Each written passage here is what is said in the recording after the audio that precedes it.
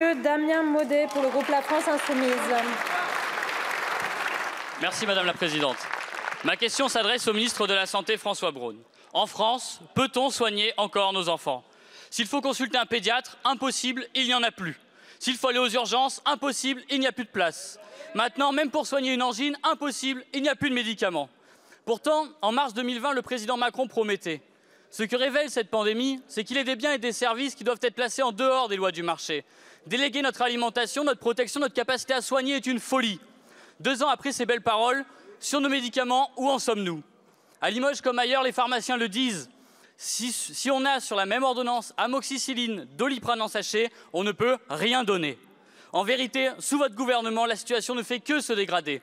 On est passé de 400 en 2016 à 2200 pénuries de médicaments en 2021. La vérité, monsieur le ministre, c'est que 2 ans après les promesses, notre pays est à poil. La vérité, c'est qu'aujourd'hui, 80% des molécules pour faire ces médicaments sont produites en Chine et en Inde. La vérité, c'est que les productions s'arrêtent parce que les multinationales jugent ces médicaments peu rentables. La vérité, c'est qu'après avoir regardé partir ces mêmes multinationales, vous les gavez d'argent public en espérant les faire revenir. Plus de médecins, plus de soignants et maintenant plus de médicaments. Monsieur le ministre, quand allez-vous reprendre la main pour nos vies, pour notre industrie? Comme le disait Emmanuel Macron, la logique que vous perpétuez est une folie. Dans la 7e puissance mondiale, comment se fait-il qu'on ne soit plus capable de produire une simple boîte d'amoxicilline comme celle-ci? Dans la 7e puissance mondiale, nous avons besoin d'un ministre de la Santé, pas des pénuries. Je vous remercie.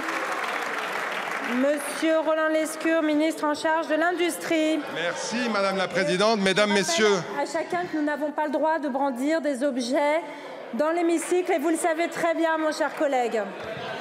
Merci Madame la Présidente, Mesdames, Messieurs les députés, Monsieur le député Damien Maudet. Vous avez souhaité dans votre question inquiéter les Françaises et les Français, ça ne me surprend pas. C'est votre fonds de commerce. Et donc je voudrais commencer ma réponse par les rassurer.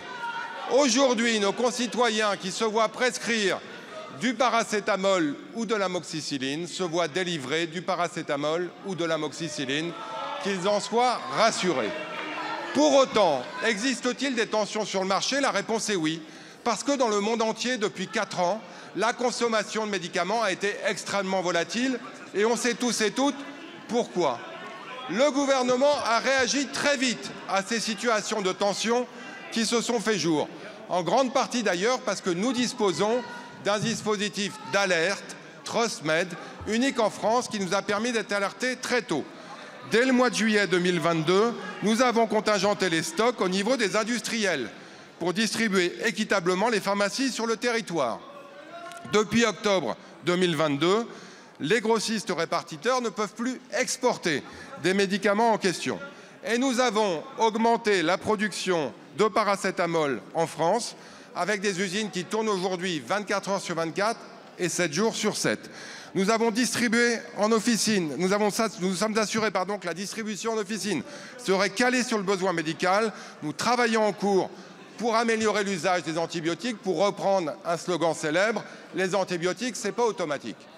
Pour autant, nous sommes d'accord avec vous sur un point, nous devons renforcer la souveraineté industrielle française et contrairement à vous qui invectivez, nous agissons.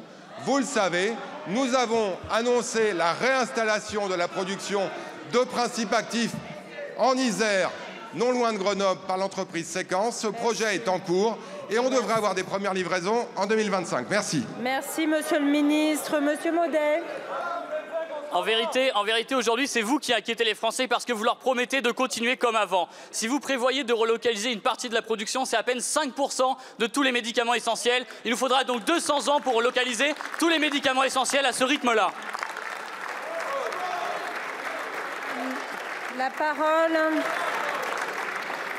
parole est à Monsieur